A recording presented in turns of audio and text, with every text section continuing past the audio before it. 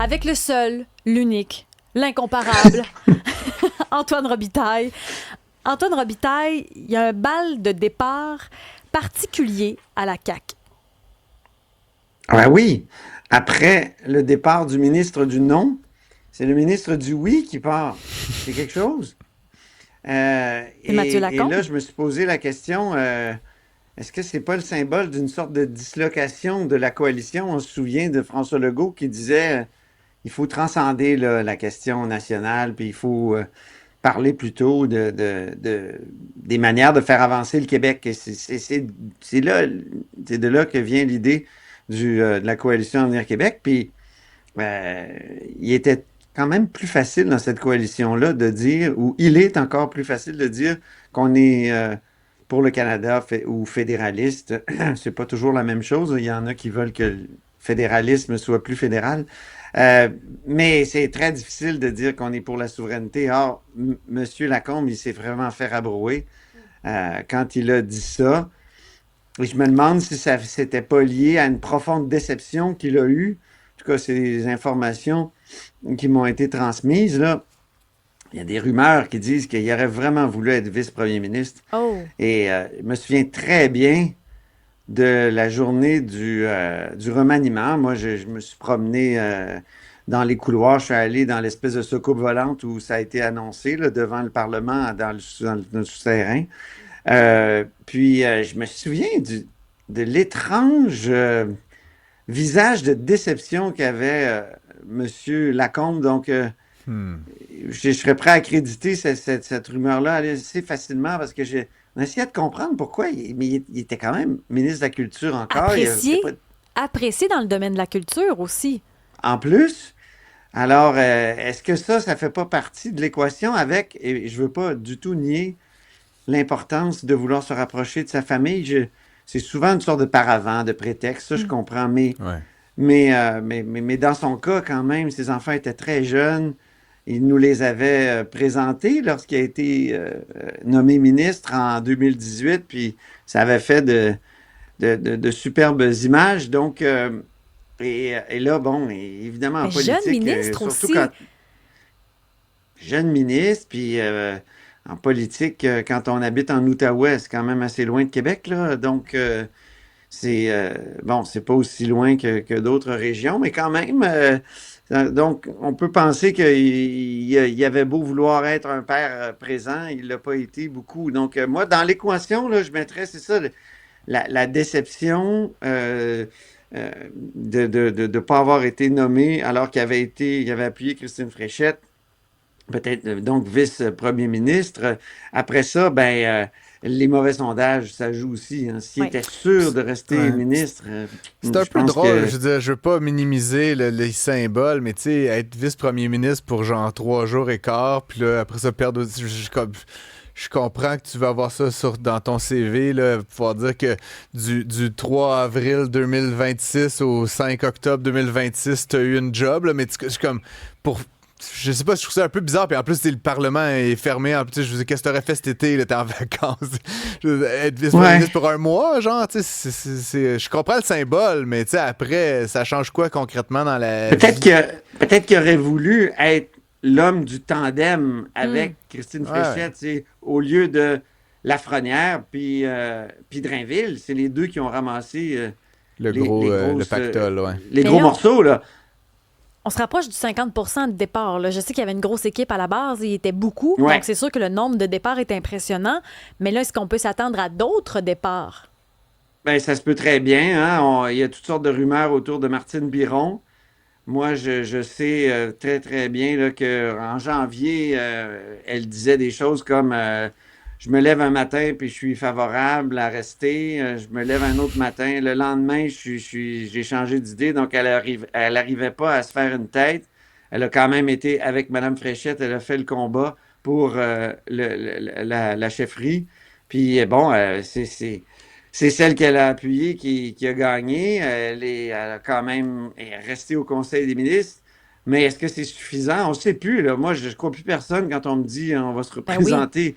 Tu sais, même Simon-Jolin Barrette, tout ça, qui est un homme de parole et tout ça.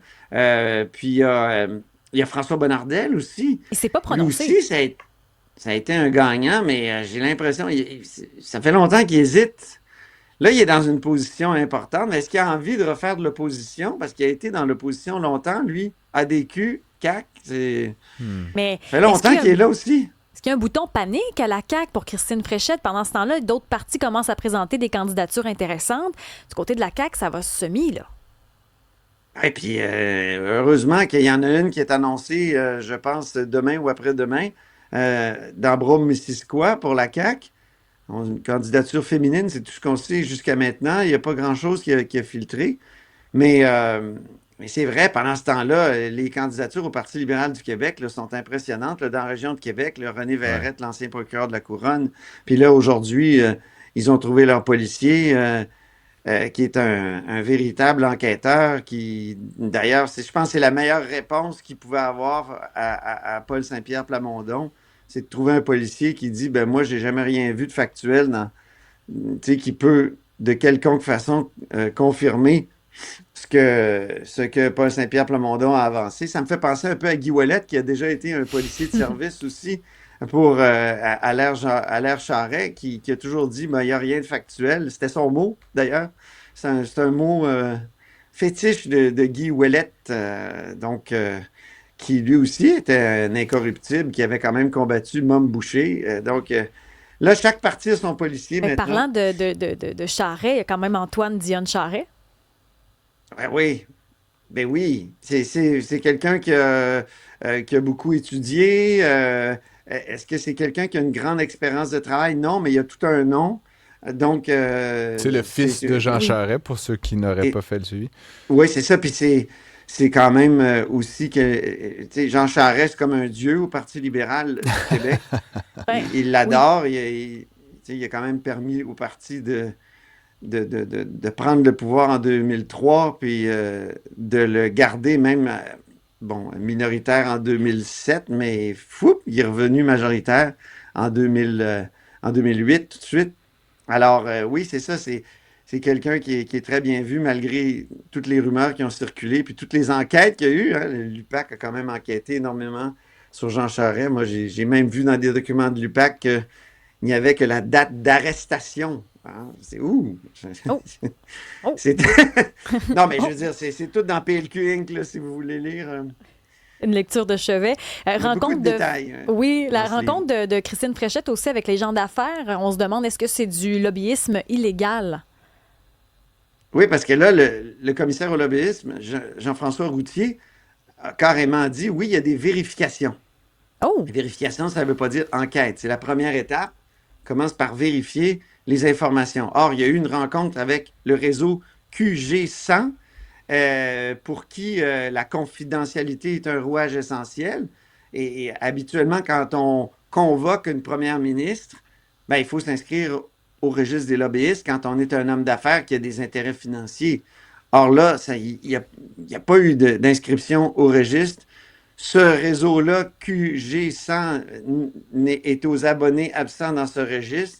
C'est le réseau qui a initié la réunion. Donc, tout est en place pour normalement qu'il y ait eu une inscription au registre. Puis, jusqu'à hier, on ne voulait pas dire à notre journaliste Francis Alain qui était à cette réunion-là, qui était présent à cette réunion-là. Là, hier soir, finalement, il y a un monsieur Paul Lamontagne qui a publié une liste. Alors, il y avait là Richard Voyer, Martin Gendreau, pardon, David Catafort, Louis Romero, en tout cas la liste, et Monique Leroux, l'ancienne présidente du Mouvement des Jardins. Donc, il y a eu une rencontre, mais on dit au cabinet de la première ministre que c'est finalement une sorte de séance de remue-ménage Ouais. collective. Ça a quand même été fondé, ce groupe-là, par deux personnalités. Charles Sirois, un des cofondateurs de la CAQ, il était là aux réunions, aux conférences de presse de fondation de la Coalition Avenir Québec. Et puis Henri-Paul Rousseau, qui est délégué général du Québec à Paris, mais qui a été évidemment PDG À la de la Caisse de Caisse. dépôt. Et c'est quand même particulier, on va se le dire, à une semaine du rapport de la vérificatrice générale qui dit on a ignoré tous les bons principes comptables, on n'a pas fait de vérification diligente, on a donné de l'argent au premier venu sur la base de beaux PowerPoint puis de la belle gueule du monde, de faire une rencontre avec des entrepreneurs à huis clos, sans dévoiler les trucs, d'inviter Investissement Québec. Franchement, je veux dire, plus grosse bévue que ça, plus grande manière de montrer qu'on n'a rien compris à la CAQ. Je veux dire, je sais pas, moi, je te dis, je suis un petit peu colérique par rapport à cette histoire-là et le traitement. Alors qu'il y a plein de lobbyistes. Christine Fréchette, je veux dire, il y a plein de lobbyistes. Puis, je veux dire, dis-nous juste c'est qui. Je veux dire, c'est pas grave, moi, qu'elle rencontre des entrepreneurs, tant mieux, là. Je veux dire, je suis pas contre le capitalisme, mais de faire ça en catimini, je veux dire, ça me pue au nez, Antoine, honnêtement, ça me met hors de moi, franchement, cette affaire-là. En tout cas, Jean-François Routier, commissaire au lobbyisme du Québec, dans sa comparution à la commission Galland, il l'a exprimé, il dit « Ma loi, là, est pleine de trous, là. » Puis un des trous, c'est que les PDG peuvent toujours dire « Ben, le lobbying, c'est pas une partie importante de mes fonctions. » Autrement dit, vu que c'est pas le cœur de mes fonctions, ben, j'ai pas besoin de m'inscrire. Et ça demeure légal, en l'occurrence. Alors, lui, Jean-François Routier, devant Galland, il dit « ça n'a pas de bon sens ». Parce que dans le cas Saclic, il y a eu quand même des rencontres d'influence, il semble. Puis c'est des gens qui ne sont pas inscrits. Comment ça qu'ils ne sont pas inscrits? Puis on a vu où ça a mené. Donc, et Galland a noté ça, puis il l'a mis comme recommandation de refaire la loi sur le lobbyisme dans son rapport. Donc, c'est dans le rapport de la commission Galland. Ça a été réitéré en Chambre encore récemment. Donc, je me dis que ça serait une belle occasion, là. En tout cas, je trouve que ça illustre bien le trou dont parle Jean-François Routier. Mais je me tais. Bon, il nous reste 1 minute. Mais c'est parce que là, tu finissais avec une solution, une proposition. Il fallait t'entendre sur cette statue de bronze de Samuel de Champlain qui a été retirée d'un parc en Ontario, qui pourrait peut-être finir dans une fonderie. Ça a été l'histoire ce matin. Mais toi, tu as une proposition pour cette statue-là, Antoine? Ben oui, moi, je la verrais au carrefour de l'autoroute du Frein, puis du boulevard René-Lévesque à Québec. Je sais pas si on a le Google Maps. C'est actuellement un petit rond-point. Bon, là, on le voit sur la carte, mais j'ai envoyé aussi une photo du beau petit rond-point qui fait pitié. Il y a 3-4 fleurs, là. Hein? Tu trouvais qu'il était chenu, ton rond-point? C'est exactement. Ah, j'adore ce mot-là. Chenu. Voilà, regarde, c'est comme c'est chenu. C'est chenu. Puis, un peu plus haut, tu as la fontaine de Tourny. Alors, pourquoi on n'aurait pas une belle statue de Champlain, fondateur de Québec? Ben, tu pourrais soumettre ton idée. Il y a des sources qui m'ont dit, ben, on en a déjà une statue juste un peu plus loin sur la promenade, devant à côté du château Frontenac. Ben, moi, je trouve que ça serait une belle histoire. On réussisse à sauver une statue du fondateur de Québec. C'est pas grave s'il y a 2 statues de Champlain à Québec. C'est quand même le fondateur. En plus qu'on l'ait pris aux Anglais, Antoine, ça serait encore mieux. Là. En plus, ça prend plus de photos de touristes. C'est un beau récit. Bruno Marchand. J'en appelle à Bruno Marchand. Il faut qu'il trouve un des milliardaires de Québec, et il y en a, là, qui débloque un petit budget. Monsieur Simon. Non, mais Antoine, t'as sorti le rire de cochonnet de Francis Gosselin. Ça, c'est pas rien. Antoine, tu me fais faire des fous rires. Ça cochonne en ondes, là, Antoine Gosselin. Ça cochonne en ondes. Ouais, c'est ça, exact. Merci pour ça. Puis on va envoyer ta demande dans l'univers pour une 2e statue. Antoine. Absolument. Bonne journée.